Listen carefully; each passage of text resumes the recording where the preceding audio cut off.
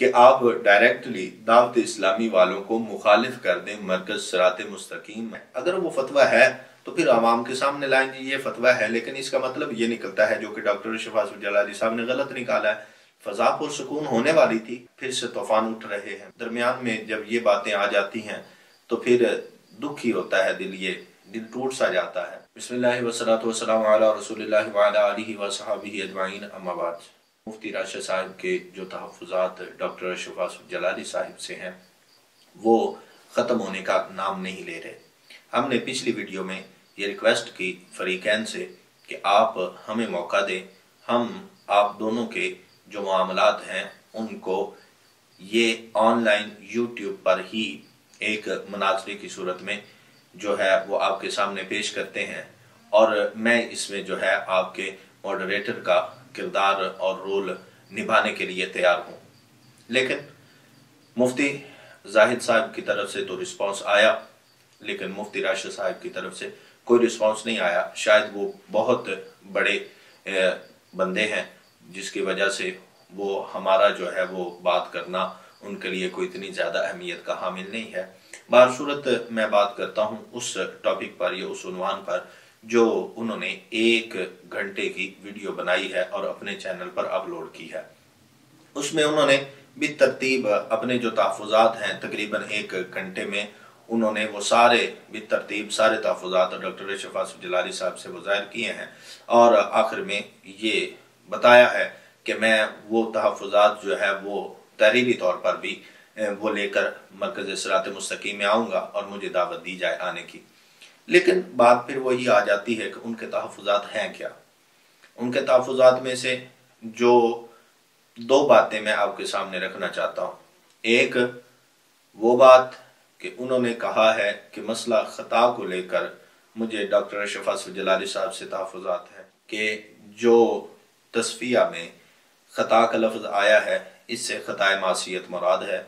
خطائے اجتہادی نہیں.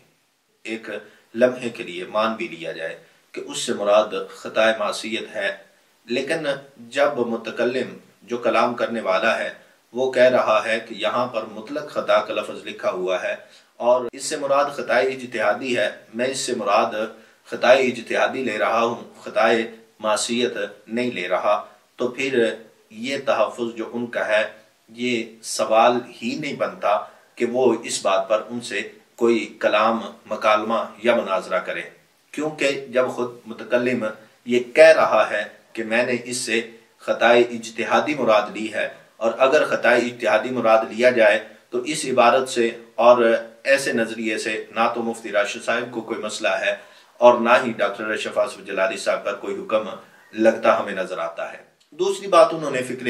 اقبال کے حوالے سے کی ہے، اور وہ اکثر یہ بات کرتے رہتے ہیں کہ فکر اقبال جو ہے وہ متصادم ہے فکر رضا کے، تو جو فکر اقبال کو لے کر چلے وہ فکر رضا کے مخالف چلے گا. اگر ان کی یہ ویڈیو کو بغور دیکھا جائے تو انہوں نے اس مسئلے کا حل بھی ساتھ خود ہی بتایا ہے کہ انہوں نے خود بتایا ہے کہ آپ کو یہ طے کرنا پڑے گا کہ جو ڈاکٹر اقبال کے افکار و نظریات ہیں وہ کب سے کب تک ہیں، اور کون سا ان کا زندگی کا جو حصہ ہے وہ قابل عمل ہے، اور کون سے ان کے افکار و نظریات جو ہیں ان پر عمل کیا جائے گا اور کن کو چھوڑا جائے گا. یہ ایک پیرامیٹر جو ہے یہ بنانا پڑے گا، ایک پیٹرن ہمیں جو ہے وہ دینا پڑے گا. تو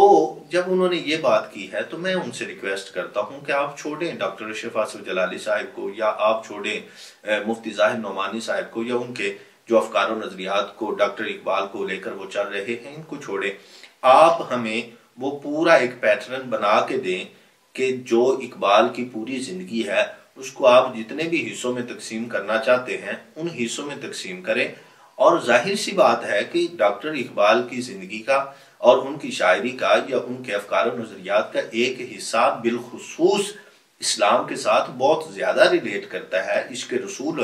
کا درس اقبال دیتا نظر آتا ہے، توحید کی پاسداری کرتا اقبال نظر آتا ہے، اور مسلم امہ کو جگاتا ہوا اقبال نظر آتا ہے. تو پھر ان کے یہ افکار و نظریات زندگی کے کس حصے میں ہیں اور کس لمحے میں ہیں اور ان کا کیا کیا جائے گا، ان پر بھی مفتی راشد صاحب ہمیں بتا دیں. اور اگر وہ उनमें कोई मसला हुआ तो फिर हम सवाल कर सकते हैं सब डॉक्टर शफात जलाली साहब से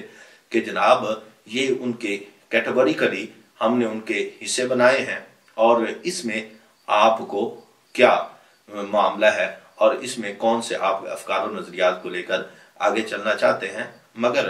अभी तक मुफ्ती राशिद साहब की तरफ से ऐसा कोई भी दस्तावेज और ऐसा कोई भी डॉक्यूमेंट नहीं आया कि जिसमें उन्होंने इकबाल की जिंदगी को कैटेगोरिकली तकसीम किया हो। इससे आगे चलते हैं और बहुत ज्यादा ही जो अफसोसनाक बात है और मेरे जितने भी मामलात थे मुफ्ती राशिद मदनी साहब को लेकर, रिजवी साहब को लेकर, तो मुझे बहुत तकलीफ हुई है। मैं लिसनर हूँ मुफ्ती राशिद साहब का और उनके उन अफकार नज़रियात या वो जो जवाबात देते हैं बिलखुसूस इंजीनियर मोहम्मद अली मिर्ज़ा को या दीगर को, तो मैं उनका एक लिसनर हूँ। लेकिन जब उन्होंने आखिर में ये बात की ना कि मुफ्ती ज़ाहिद नोमानी साहिब ने ये कहा है कि ये दावत इस्लामी भी बागी है फ़िक्र रज़ा की, और इस पर उन्होंने मुफ्ती आशिम साहब और मुफ्ती मुशाहिद हुसैन साहब के हवाले से गवाही का जिक्र भी किया है। ये बात करने की क्या ज़रूरत थी? क्या ज़रूरत थी कि यह बात की जाए और लोगों में मज़ीद इंतशार को बढ़ावा दिया जाए, मज़ीद इंतशार पैदा किया जाए कि आप डायरेक्टली दावत इस्लामी वालों को मुखालिफ कर दें मरकज़ सिराते मुस्तकीम के, और आप डायरेक्ट उनको मुखालिफ कर दें डॉक्टर शफात जलाली साहब को, और आप डायरेक्ट उनको मुखालिफ कर दें मुफ्ती ज़ाहिद नोमानी साहब के। ये बात करने की क्या जरूरत थी? लॉजिक क्या था? तुक क्या थी ये बात करने की कि आप ये बात करें? इससे साफ ज़ाहिर एक बात मालूम होती है कि मुफ्ती राशिद साहब जो है ना वो किसी भी सूरत ये मामला नहीं चाहते, और बाकी वो आला हजरत की इबारत या आला हजरत की बाद वाली किताब, उसमें जो इस्माइल देरवी को या दीगर जो उनके हैं उनके बारे में जो फतवा है, आप अगर वो देख लें तो वो फतवा मौजूद है या नहीं है। अगर वो फतवा है तो फिर आवाम के सामने लाएंगे ये फतवा है, लेकिन इसका मतलब ये निकलता है जो कि डॉक्टर शफात जलाली साहब ने गलत निकाला है, तो फिर भी समझ आ जाएगी। जब फतवा मौजूद है और उस पर कोई बात नहीं हो सकती तो तीसरा भी आपका तहफ़्फ़ुज़ करना कोई मुनासिब मुझे तो नहीं लग रहा। लेकिन उससे ज़्यादा तकलीफ दे बात ये दावत इस्लामी के जो खिलाफ आपने उनको कहा है कि दावत इस्लामी बागी है, इस पर तो खैर अब मुफ्ती ज़ाहिद नोमानी साहब की जाहिर सी बात है वीडियो तो आनी थी और उनकी आ गई है, और उन्होंने मुफ्ती मुशाहिद साहब का भी जिक्र करते हुए उनका भी क्लिप वो लगाया है जिसमें कह रहे हैं कि यूं तो यानी कि उनके बात करने का जवाब वो इल्ज़ामी था और कोई ऐसा उनका मकसद या ऐसा कुछ नहीं था कि उनका, और उन्होंने वो ज़ात भी दे दी है। लेकिन बारसूरत मैं आपके सामने ये अर्ज करना चाहता हूँ कि ये मामला अब फिर से जो है एक तूल पकड़ता हमें नजर आ रहा है। फजा पुरसुकून होने वाली थी लेकिन फिर से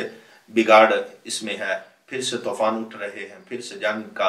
एक नया आगाज है, एक नई बात छिड़ रही है, नई नई वीडियोज आ रही हैं। अब जाहिर सी बात है जब उन्होंने पर्सनल अटैक किया है और एक को दूसरे के मुखालिफ किया है तो अब मुफ्ती ज़ाहिद नोमानी साहब भी अपना कुछ तो उसको जवाब देंगे जो कि वो दे रहे हैं, और उन्होंने 2 वीडियो इस पर बनाई है। लेकिन मैं फिर भी दोनों से ये रिक्वेस्ट करता हूँ, दरख्वास्त करता हूँ कि मैं आपके सामने हाजिर हूँ, और ये नहीं कि मतलब हमें ज़्यादा मालूम है, हमने फ़कत आपका वो किरदार ऑनलाइन करना है अच्छी तरीके से, डिजिटल तरीके से, कि आपको SOPs बना के हम खुद देंगे और आप उन SOPs पर अमल करते हुए चाहें तो 7 घंटे का मुनाजरा 8, 10, 24 घंटों का कर लें, कोई मसला नहीं बनेगा उससे। लेकिन आप जो है अपने तहफ़्फ़ुज़ात लिखें और लिख कर हमें इरसाल करें, हम आपके सामने जो है वो ज़रूर रखेंगे, और हम ये अपने लिए खुशकिस्मती समझेंगे कि अगर ये मामला हल हो जाए तो, क्योंकि हमें हल होता नज़र आ नहीं रहा। लेकिन फिर भी मेरी ये ऑफ़र अभी तक बाकी है, मैंने काम आगे बहुत करना है, मेरे मामलात जो है मैं वो इस वक्त मेरी रिसर्च और तहकीक जो है वो रद्द इल्हाद पर चल रही है और मैं इस पर बात करना चाहता हूँ। लेकिन दरमियान में जब ये बातें आ जाती हैं तो फिर दुख ही होता है, दिल टूट सा जाता है और फिर इन पे रिस्पॉन्स करना मजबूरी बन जाती है। अल्लाह पाक हम सबको इत्तिफाक इत्तेहाद की दौलत से माला माल